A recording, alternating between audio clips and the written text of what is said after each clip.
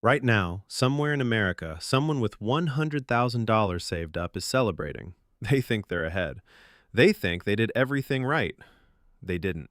Because while that money sat there being safe in a savings account earning 4 to 5%, inflation ate 20% of it over the last 4 years. That's $20,000 gone. Not spent, not invested badly, just evaporated. And 2026? It's about to get worse. Here's what nobody's talking about. Central banks raised interest rates to fight inflation. It worked, sort of. But now economies are slowing. Growth is weakening. The pressure to cut rates, it's building every single day. When those rates drop, and they will, that 4% savings account becomes a 2% savings account. Meanwhile, inflation doesn't vanish overnight. Prices keep climbing at 4, 5, maybe 6%. Do the math. That's negative real returns. Your money shrinking while you watch. But wait, there's something even darker happening. The US dollar has lost 96% of its purchasing power since 1913. The British pound followed the same path. This isn't some conspiracy theory. This is documented history. Go look it up. And here's where it gets ugly. Governments have racked up debt at levels that would have been unthinkable a generation ago. U.S. national debt, over $34 trillion. UK, past 2.6 trillion pounds. When governments owe this much, they don't pay it back honestly. They never do. History shows exactly what happens next. They inflate their way out. They let the currency lose value so the debt becomes manageable. Your savings pay the price. Every dollar, every pound you hold, it's a claim on purchasing power that's being diluted in real time. Want to know something terrifying? The people who suffer most from this are always the savers, the responsible ones, the ones who did everything right according to conventional wisdom. They held cash, they trusted the system, and decade after decade, they watched purchasing power evaporate. Now add 2026 into the mix. Geopolitical tensions are fracturing the global financial system in ways not seen since World War II. Supply chains are being restructured. Trade relationships that lasted decades are suddenly questionable. Currency wars aren't theoretical anymore. Countries are actively trying to weaken their currencies to gain competitive advantages. When everyone races to devalue, guess who loses? People holding those currencies. People like you. So what do people do when they get scared? They panic. They pull money from stable investments. They chase whatever's hot.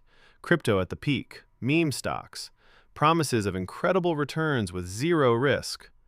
They become exactly the kind of emotional investor who loses money in every market condition, bull or bear. Panic is never the answer. But neither is doing nothing. The solution isn't some secret investment. It isn't timing the market perfectly. It's about understanding principles that have protected wealth through every crisis in modern history. Every single one. 4 components. Miss any one, and the others become less effective.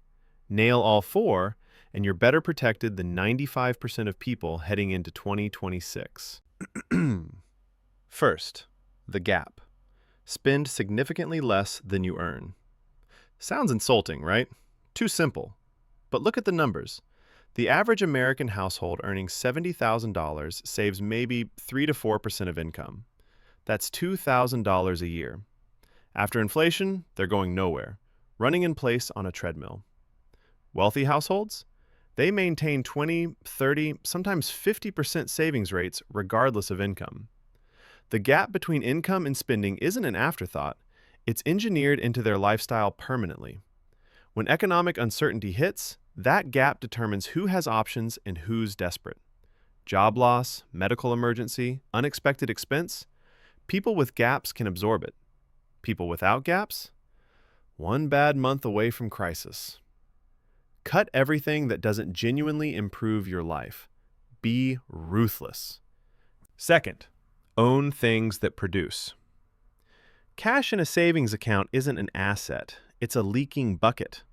Real assets are ownership stakes in productive enterprises. Shares in companies with employees working every day to create value. equipment, inventory, intellectual property, customer relationships. When currencies decline, these real assets adjust. A company selling products for $100 will sell them for $200 when the dollar loses half its value. Revenues double in nominal terms. Stock prices adjust accordingly. Your ownership stake maintains purchasing power.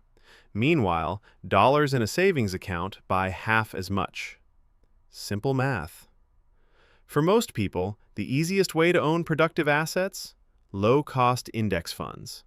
S&P 500 fund, total market fund, global equity fund. No stock picking required, no obsessive market watching.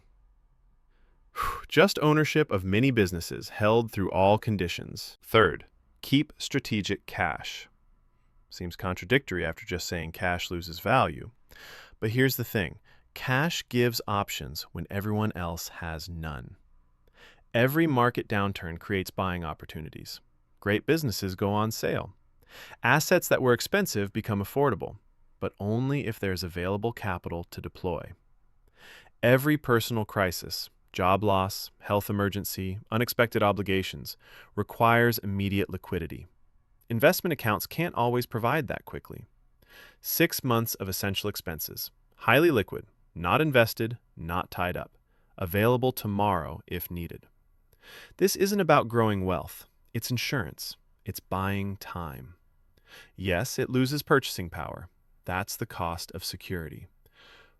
Worth paying. Fourth, remove yourself from the equation. Humans are terrible at consistent financial decisions. Emotional, easily influenced, tired, distracted. Every study shows the same pattern. People buy high, sell low, chase performance, panic during downturns, get greedy during bull runs. The solution? Automation. Set up automatic transfers to investment accounts on the day income arrives. Choose allocations based on principles, not predictions, then automate the purchases. Create systems that execute regardless of how anyone feels on any given day. The money moves before there's a chance to talk yourself out of it. The investments happen before emotions interfere. Month after month, year after year, decade after decade. That's how fortunes survive. Not through superhuman discipline, through systems that make discipline unnecessary. 2026 is coming whether anyone's ready or not. The same patterns that destroyed purchasing power for a century will keep running. The same emotional mistakes that cost people money in every era will keep happening. But the people who engineer their protection, who build gaps, own productive assets, keep strategic liquidity, and automate everything, they face whatever comes with something most people don't have: options.